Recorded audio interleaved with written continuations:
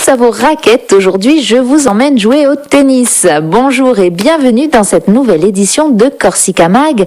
Une édition au cours de laquelle, vous l'aurez compris, il sera question de petites balles jaunes. Des balles en caoutchouc remplies d'air et recouvertes de feutre que l'on s'envoie et se renvoie d'un bout à l'autre d'un court. Tout le monde, bien sûr, connaît ce sport de raquette qui oppose soit deux joueurs, on parle alors de jeu en simple, soit quatre joueurs qui forment deux équipes de deux et dans ce cas-là, on parle de jeu en double. Le but, frapper la balle de telle sorte que l'adversaire ne puisse la remettre dans les limites du terrain. Pour cela, deux solutions, soit marquer le point en mettant l'adversaire hors de portée de la balle, soit obliger ce dernier à commettre une faute. Bref, un sport où la compétition prédomine, un sport qui a connu ses heures de gloire. On se souvient en effet des McEnroe, Nastase, Noah, Nadal et autres joueurs qui ont marqué les esprits. Mais avant d'arriver à ce stade de la compétition, il faut en passer, et oui, par quelques leçons. Et pour cela, direction l'école de tennis, et aujourd'hui, c'est vers celle du Casone et Ajaccio que je vous entraîne pour y rencontrer de jeunes enfants qui seront peut-être les champions de demain, mais également leurs professeurs. C'est d'ailleurs avec l'un d'eux que je vous invite à entrer sur le cours. Il s'appelle Jean-Marie Massiane, il enseigne le tennis depuis une trentaine d'années. Il nous explique ce que représente avant tout cette activité. C'est avant tout un sport de règles, où on apprend à l'enfant justement à respecter ses règles, à respecter son adversaire, à respecter les limites du terrain. C'est très difficile mentalement, et en même temps c'est significatif de ce qu'est la vie en réalité, puisque on dit toujours que dans la vie, finalement, on est tout seul, et on se débrouille seul. Effectivement, c'est un sport individuel, mais parfois c'est aussi un sport d'équipe, puisqu'on y joue aussi à deux. Alors c'est aussi un sport d'équipe, mais vraiment au niveau secondaire. C'est principalement un sport individuel. Il existe des matchs par équipe au niveau régional aussi. Il existe bien sûr au niveau national la Coupe Davis, qui est d'ailleurs venue en Corse il y a quelques années. Elle a fait le tour de tous les clubs de Corse. Mais c'est avant tout un sport individuel. Qu'est-ce qui procure ce sport ? Bon, bien sûr, comme tous les sports, on se dépense, on dépense notre énergie, mais qu'est-ce qu'il apporte de plus ? Déjà, par rapport au sport collectif, il donne la chance à l'enfant de pouvoir jouer, ce qui est important, quel que soit son niveau. Le sport collectif, il a son avantage aussi, évidemment, de la cohésion de groupe, d'apprendre à vivre ensemble, mais le sport individuel comme le tennis, tout le monde a sa chance, quel que soit son niveau, de pouvoir jouer. Quel que soit le club où il est, que ce soit sur Ajaccio, que ce soit en Balagne, sur Bastia ou la région de Porto Vecchio, il va pouvoir jouer, quel que soit son niveau. Et maintenant, quel que soit son format de jeu, il va pouvoir faire des petites compétitions, officielles ou pas, mais il pourra jouer réellement. Il ne sera pas sur la touche. À quel âge on peut commencer à faire du tennis ? À partir de 4 ans. Voilà, l'initiation c'est à partir de 4 ans, avec du matériel adapté, de plus en plus organisé au niveau de la Ligue et de la Fédération française de tennis, avec des petites balles, des petites raquettes, des petits formats de jeu. Donc par rapport à quelques années en arrière, on pouvait véritablement jouer qu'à partir de 12 ans, et encore avec beaucoup de mal. Maintenant, dès 4 ans, l'enfant peut, entre guillemets, faire un petit match de tennis avec son format de jeu. Alors le format de jeu, il est comment ? Parce que ils ont des petits bras, des petites jambes, ils ne se meuvent pas encore de la même manière que ne serait-ce qu'un préado. Comment ça se passe pour eux ? Ça commence déjà avec des balles beaucoup plus grosses que la balle d'origine. Justement, la Fédération française de tennis est en train de réorganiser et de changer complètement sa façon d'enseigner le tennis, avec des balles chez les tout petits, les 4 ans, qui seront gonflables, des raquettes encore plus adaptées, de façon à ce que même à 4 ans, puis ensuite 6 et voire 8 ans, ils aient des balles adaptées à leur taille et à leur force physique, entre guillemets. Donc 4 ans, après est-ce qu'on gravit les échelons en fonction des âges ou c'est en fonction de la capacité ? Bon, on va dire les deux, c'est en fonction des âges, en fonction des capacités. Il va y avoir plusieurs barèmes, entre guillemets, de niveau dans les clubs, qu'on appellera les cours, avec certaines couleurs, le blanc, le rouge, le rose, le vert, et à chaque fois avec un format de jeu et des petites compétitions adaptées. Jusqu'à quel âge on peut en faire ? Il n'y a pas d'âge. On a au club des personnes le matin qui ont plus de 85 ans, qui sont là tous les matins, et qui pèsent d'ailleurs le matin quand c'est pas praticable et qu'il l'a plu. Donc en fait, il n'y a pas d'âge. Surtout sur terre battue, on peut jouer jusqu'à 90 ans sans problème, voire plus. Alors on a bien compris, c'est un sport où on se retrouve un petit peu seul sur le terrain, c'est ce que vous disiez tout à l'heure, mais c'est un sport donc qui apporte plein de choses aussi au niveau physique. Qu'est-ce qui se passe quand on joue au tennis, quand on renvoie la balle? Qu'est-ce qu'on ressent? Pour le débutant, déjà, pour les premières balles, c'est un plaisir immense. Je rêverais, moi, de réapprendre à jouer au tennis pour me rappeler, pour que revienne ce plaisir des premières balles réussies avec la raquette, la sensation de toucher de la balle, du rebond, des cordages. C'était fantastique. Voilà. Et que ça se perd un petit peu quand ça devient un métier. Mais pour l'enfant, c'est fantastique. Quand ils sont au club, ils viennent jouer, bien sûr, pendant leurs entraînements, mais aussi en semaine, après l'école. Ils font leur partie à eux. Ils ont, maintenant dans le tennis, les enfants ont les mêmes droits que les adultes. C'est-à-dire qu'ils investissent le club comme si c'était leur deuxième maison. Et je les envie. Je les envie quelque part. Oui, effectivement, quand on vous entend parler, on ressent cette petite nostalgie du débutant. Quelles sont en fait les aptitudes quand même qu'il faut avoir pour pratiquer ce sport? Je dirais un petit peu comme toutes les aptitudes de jeu de ballon, le coup d'œil, l'agilité, évidemment l'adresse, une certaine condition physique et surtout beaucoup de relâchement. Bizarrement, c'est pas un sport où on va demander d'être très très violent. Au contraire, très très relâché. Le matériel s'est adapté de façon à ce que il y ait de moins en moins de traumatismes physiques au niveau des bras. Pendant longtemps, on a eu peur que le tennis ça déforme l'enfant ou l'adulte en faisant qu'il ait un bras gauche ou un bras droit plus gros que l'autre. Maintenant, c'est fini puisque le matériel permet à ce que, sans forcer physiquement, la balle puisse avancer à une certaine vitesse. Une chemise, un short et un survêt, 2 boîtes de balles et 2 raquettes. Les fins de mois, les dîners d'affaires, j'ai tout laissé dans les vestiaires. Je suis fin prêt. Sport qui coûte cher. Alors, c'est un sport qui coûtait très cher il y a pas mal d'années. Il y a longtemps que le tennis s'est démocratisé, il y a très très longtemps. C'est à la portée de toutes les bourses. On va peut-être même dire que maintenant le tennis est un des sports les moins chers par rapport aux autres disciplines. On va dire ça de l'ordre de 250 € pour une année. Et avec ces 250 € en moyenne, l'enfant il va pouvoir jouer à volonté toute l'année. Le matériel, on le prête. Quand l'enfant n'a pas de raquette, on lui demande simplement de venir avec des chaussures de sport. Et pour le reste, le club gère tout le reste. Alors quand on est du côté du club, il faut des terrains, il faut entretenir ces terrains, il faut du matériel. Ça, j'imagine que ça a un coût aussi. Ça a un coût, c'est de plus en plus difficile pour les clubs d'assumer ce coût. De plus, au niveau des responsables, le bénévolat, il a quasiment disparu. C'est très très difficile. Maintenant, on est toujours très content de pouvoir canaliser cette jeunesse, de pouvoir leur apprendre à avoir un sport pour que plus tard, ces enfants-là, sur leur temps libre, on serait content de les retrouver dans les terrains de sport, que ce soit du tennis ou ailleurs. On a l'impression que le tennis a eu ses heures de gloire, et que ces heures disparaissent un petit peu, mais qu'elles reviennent au printemps, notamment quand il y a Roland-Garros. Est-ce que c'est l'impression que vous avez? Alors évidemment, le tennis... je dirais depuis plusieurs années, a connu un creux de la vague. Maintenant, ça tend quand même à se dissiper de nouveau. Au niveau du nombre de licenciés, notamment en Corse, on a repassé dans le positif. C'est vrai je pense qu'on ne retrouvera pour l'instant jamais le niveau de popularité qui a été connu il y a quelques années. Peut-être qu'avec des résultats, notamment à Roland-Garros, ça changera la donne. Mais on espère toujours. Mais il n'y a pas de raison que ça ne reparte pas. Est-ce qu'au niveau des joueurs insulaires, il y en a qui se démarquent? Oui, tout à fait. Au niveau des insulaires, la Corse a toujours été un grand vivier d'enfants très très forts, qui se sont arrêtés plus ou moins tôt pour diverses raisons, de blessures ou autres.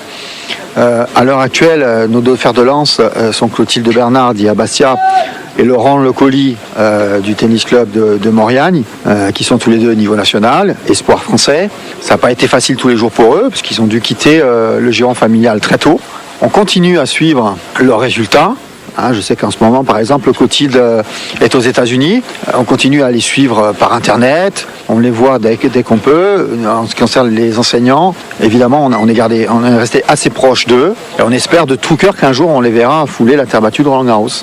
Là, je m'adresse vraiment aux professeurs. Est-ce que lorsqu'on forme un élève et qu'on le voit gravir ses échelons et arriver à ce niveau-là, est-ce qu'on est fier?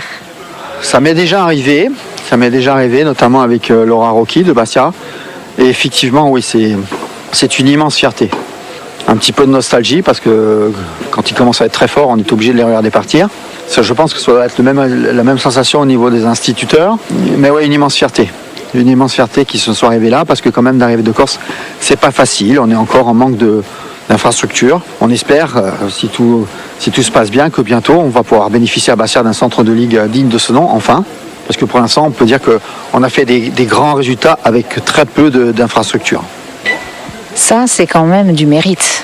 On peut le dire que la Ligue Corse et que les Corses au niveau du tennis ont été assez méritants pour s'accrocher depuis si longtemps, parce que finalement c'est une ligue qui est très très jeune, depuis si longtemps, et tous ces résultats avec si peu de licenciés, hein, je pense à son meilleur elle a connu 5000 licenciés, je crois maintenant elle est plutôt dans les 3500.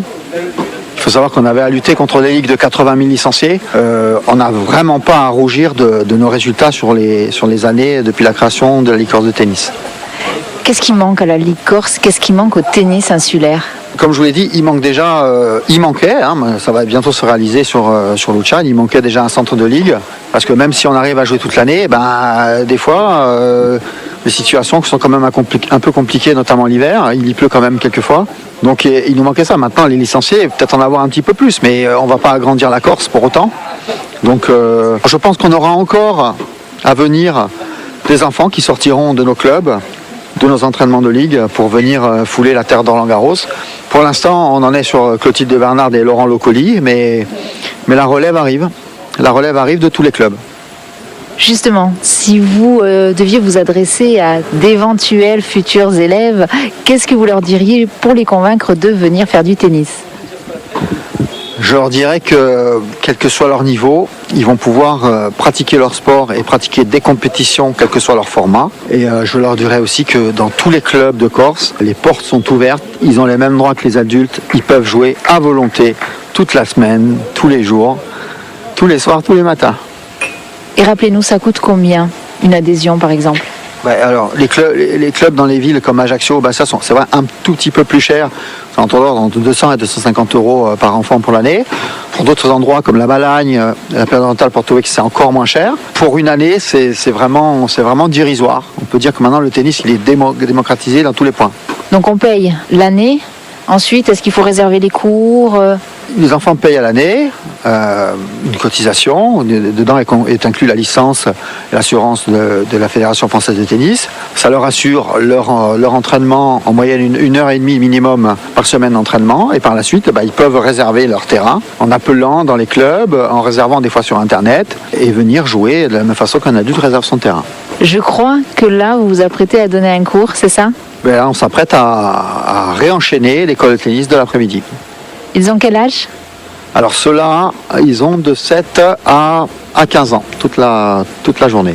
Ils s'appellent Paul-Marie, Clarisse, Lucas, Antoine, Guillaume ou Louis. Ils ont entre 6 et 8 ans. Leur point commun, ils adorent le tennis. Paul-Marie, tu fais du tennis. Qu'est-ce qui te plaît dans le tennis? De taper la balle? Tu la tapes fort, la balle? Oui.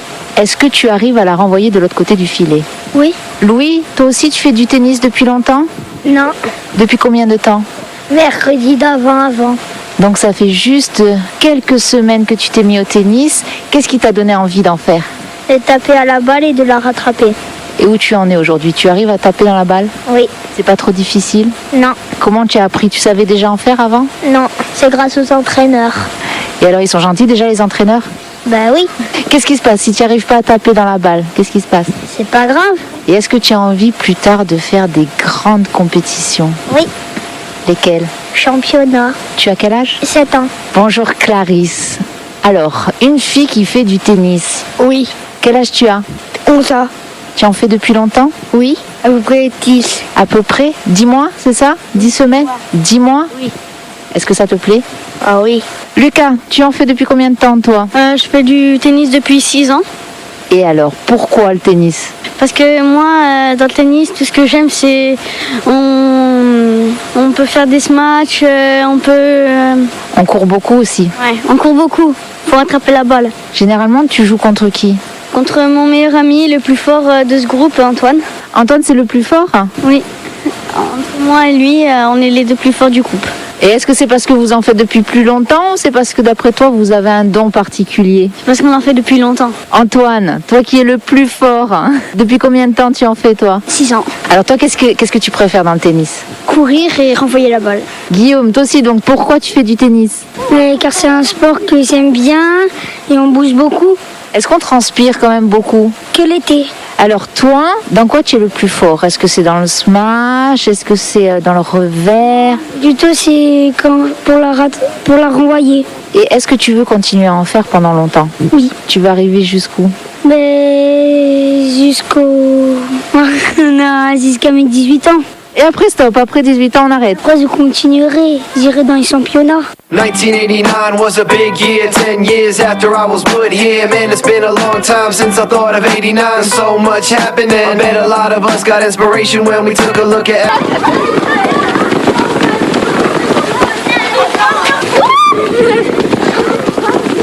Vous l'entendez, ça court, ça crie, ça chahute, une chose est sûre, ça s'amuse et ça travaille aussi. Car le but de l'école de tennis est certes d'enseigner ce sport, mais l'enseigner de façon ludique. C'est en tout cas ce que nous dit François Fajon, professeur au Tennis Club du Cazone. Alors là, en fait, avant de faire les groupes sur les terrains, ils font juste un petit échauffement moteur, une petite mise en jambe, ça va à travers un petit jeu, quoi, un petit jeu ludique et collectif. Voilà, ça dure 10 minutes et puis après on part sur les cours et chaque groupe a son prof et on démarre la séance. Dans ce cours-là, il y a combien d'enfants? Je vois qu'ils sont quand même un sacré groupe.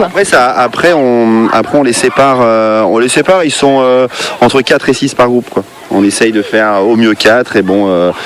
Bon là de 1h30 à 3h, ouais, il y a des groupes de 4, de 5 et de 6, quoi. Voilà. J'ai l'impression qu'il y a vraiment différentes tailles, différents âges. Par contre, pas beaucoup de filles. C'est encore un sport très masculin, le tennis, non? Ici, en tout cas. Ah bah oui.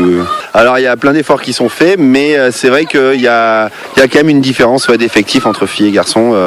Et quand on a quelques filles, eh ben, on se bat pour les garder, on adapte un petit peu l'enseignement aussi et on essaye de faire en sorte qu'elles restent. Parce que c'est un sport de duel, un sport d'opposition. C'est peut-être un des éléments qui explique qu'elles ne s'y retrouvent pas forcément. Et voilà. Et comme en plus il y a beaucoup de garçons, ça les attire pas non plus. Voilà. Donc une pédagogie un peu à mettre en place, une pédagogie un peu particulière, quoi, pour les filles à adopter. Ils viennent à la fois pour apprendre un sport, mais ils viennent aussi pour s'éclater. Et ça, faut pas perdre de vue que c'est de l'école de tennis, que là on n'est pas sur de la formation haut niveau, sur un centre d'entraînement, où on est vraiment sur de l'école de tennis. Ils viennent découvrir un sport, rencontrer du monde et se faire des copains et jouer au tennis. C'est vraiment tout ça qu'il faut arriver à mettre en place, quoi. Voilà. C'est pas simplement apprendre un coup droit et un revers et rentrer chez soi, quoi. Deux d'entre eux nous disaient tout à l'heure justement qu'ils étaient les meilleurs. Est-ce qu'il y a une espèce de compétition qui s'installe de suite entre eux? Ah oui, ils sont... Alors bien que là, pour Lucas et Antoine, ils sont meilleurs, mais de leur groupe. Là, on n'est pas sur des groupes, on va dire, entre guillemets, élites. Mais bien sûr qu'ils se tirent la bourre et que le match, justement, est l'endroit où ils sont le plus impliqués, parce que justement, il y a la notion de duel. Et que là, du coup, c'est ce qui les intéresse le plus. Ouais. Est-ce que c'est difficile quand même des fois de gérer des enfants de cet âge? Parce qu'il y a quand même une discipline, j'imagine, à suivre. Ouais, alors après, nous, c'est notre métier. Donc moi, maintenant, c'est vrai qu'avec les enfants, je commence à avoir un peu l'habitude. Mais c'est nerveusement, c'est sollicitant, on va dire. Il faut être patient et pas hésiter à montrer qui est le chef, quoi. Mais après, voilà, c'est une question un peu de feeling et puis d'expérience aussi, quoi. Tes revers, pareil, on va enrouler avec les deux mains. Allez, pareil.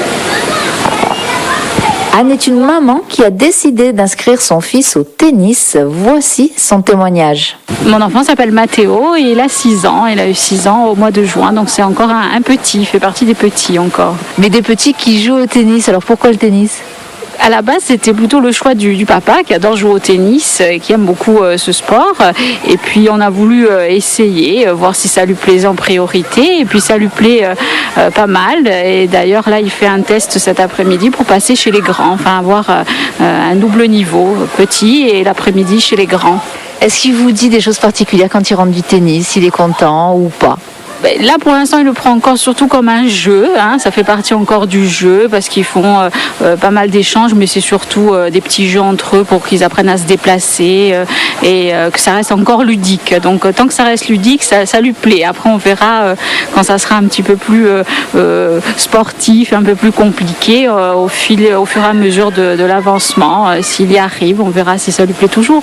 Et si ça lui plaît toujours, il peut en faire jusqu'à quel âge d'après vous? Tant que ça lui plaît, nous on est derrière lui. Le tout c'est que ça reste vraiment quelque chose qui lui plaise. On ne va pas le forcer. Il a essayé le judo, il a essayé la piscine. Quand ça lui plaisait plus, on a arrêté. On ne veut pas le forcer. Là, le tennis pour l'instant, ça lui plaît encore. Donc on est derrière lui, on le soutient. On est content de le voir grandir et en même temps d'être un petit peu passionné. Est-ce qu'il y a quand même la fierté de la maman de se dire que bon, déjà votre fils fait du sport, mais que peut-être s'il continue sur la bonne voie, il pourra peut-être faire des championnats? Alors moi, n'étant pas du tout sportif, je suis très admirative de tous ceux qui font du sport et qui sont contents d'en faire. Donc moi, je suis très fière de le voir déjà évoluer dans ce sport-là. Ça aurait été n'importe quel autre sport, j'aurais été contente aussi. Et c'est surtout le papa, puisqu'il est assez sportif. Il a fait de l'athlétisme, etc. Donc il a pris heureusement de son côté, pas de mon côté. Et voilà, c'est la fin de ce Corsica Mag. Si j'osais, je tenterais bien un petit ace pour clore la partie en beauté, mais étant donné mon niveau plutôt faible en matière d'envoi de balles, je m'en abstiendrai. Quant à vous, chers auditeurs, j'espère que vous avez apprécié ce moment sportif et ludique en compagnie des jeunes élèves du tennis club du Cazone et de leurs professeurs. Je vous rappelle que votre Corsica Mag, c'est tous les lundis, mardis, jeudis et vendredis à 11h30 et en rediffusion le soir à 19h30. N'hésitez pas à nous faire part de vos réactions par courriel à l'adresse rcfcorsica@rcf.fr ou directement sur la page Facebook de la radio. À bientôt.